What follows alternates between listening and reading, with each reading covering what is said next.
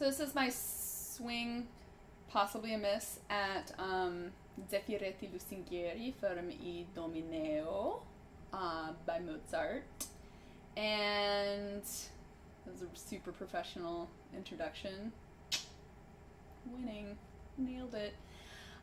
But this is an aria that I've always loved. I had it on a recording like in high school of one of those like, compilation CDs of like great sopranos or something, and I think it was either Kathleen Battle or Sylvie McNair singing it on that CD. But it was just so pretty. It's like just such a pretty aria, and it's much prettier with the orchestration, but you do not want to hear me try to play piano when I sing. You don't want to hear me try to play piano at all, but you definitely don't want to hear me try to do a Mozart accompaniment, orchestral reduction, action. It's not a good idea. So, there you go. But it is just such a pretty aria. And then I decided, when I decided to sing again after the master's degree was over, I decided to get back into it and like practice more often. And I realized I had a lot of really bad muscle memory from a lot of my old rep.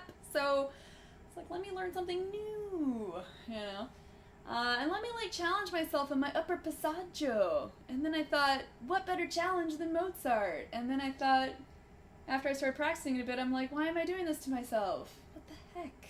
It must be the same part of my brain that's like, do a PhD. It's probably the same part that likes the torture.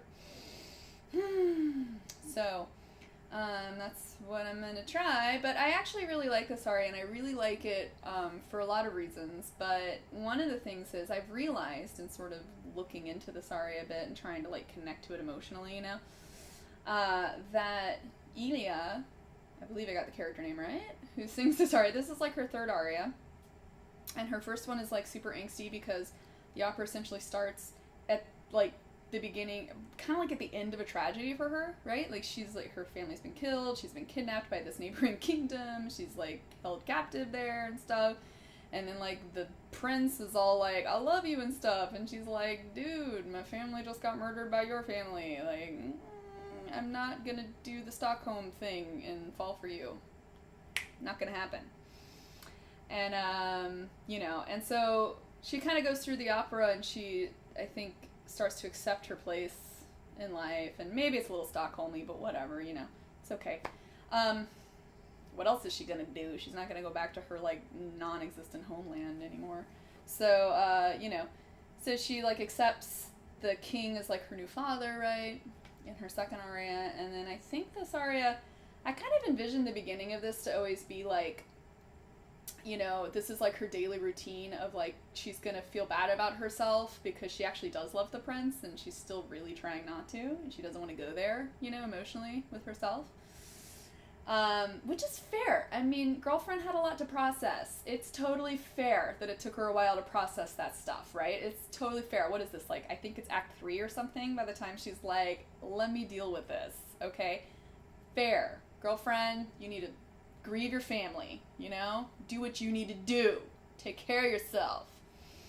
But I always pictured this as like her 3 o'clock like routine of like, I'm just gonna go to the garden and feel kind of sorry for myself now, bye. Like, seriously, I just figured it's like, okay, I'm feeling kind of sad and piney for the prince, I guess I'll go like talk to the breezes and wish that like, he knows that I love him and stuff, and yay, I'll just like daydream about happiness. And I just figure that this time, what makes this time different, and the reason it's present in the opera at all, like her 3 o'clock appointment with the garden, like the reason it's different is this is where she actually decides to be happy and to do something, I think this is where she starts to realize that it's really a choice she could make, right? Like she could totally tell the prince she loves him and give in to the feelings and like actually be happy, and I think she starts to realize how special what she has is. The fact that she really should hate him and she doesn't. And that has got to be a really unique thing, and this might be something really good. And yeah, she wusses out. She doesn't tell him right away, like when he comes back in, to the scene or whatever. But, we've all been there. We've all been like, I'm totally going to tell the person I like them, and then you wuss out. I'm like, that's fine, that's fair. Wuss out if you need to. But she doesn't wuss out for very long. Like, she gives in pretty quick after he shows up. So, I forgive her, I guess. But anyways, I'm gonna give this thing a roll. I have not learned the recitative because I don't take voice lessons anymore, and I haven't had a vocal coaching in like, I don't know, 7 years, probably? 6 or 7 years? It's been a while, so diction's probably poop. I might not be good performance practice with my Mozart. My tempo might be poop, and I will probably likely not end up on key. But I'm still gonna do it anyway, because why not? You know what I'm saying? This blog is not about perfection.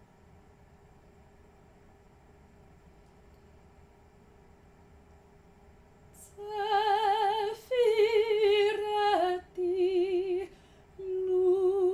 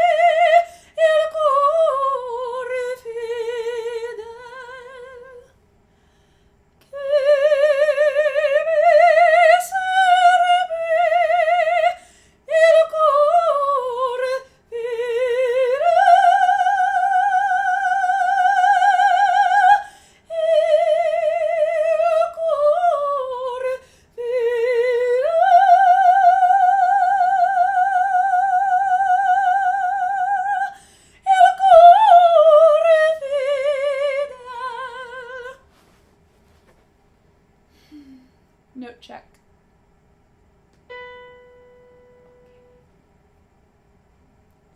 Back to scene.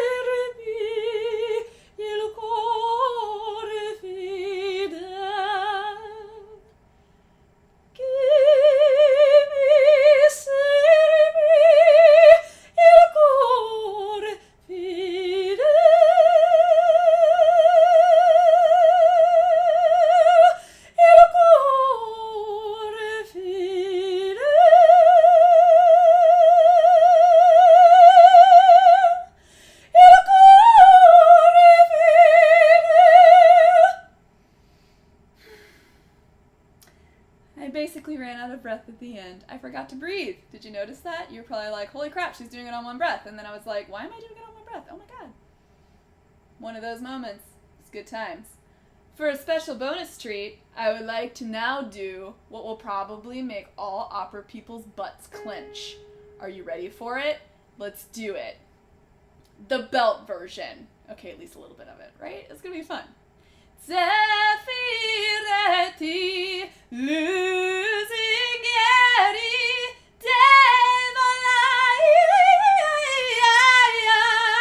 Right? Okay, I'm stopping there because it's making my own butt clench to get to the high notes that I can't do in a belt voice. Awesome! Woo! Unclench. That is the fingernails on the chalkboard portion of this video. Goodbye!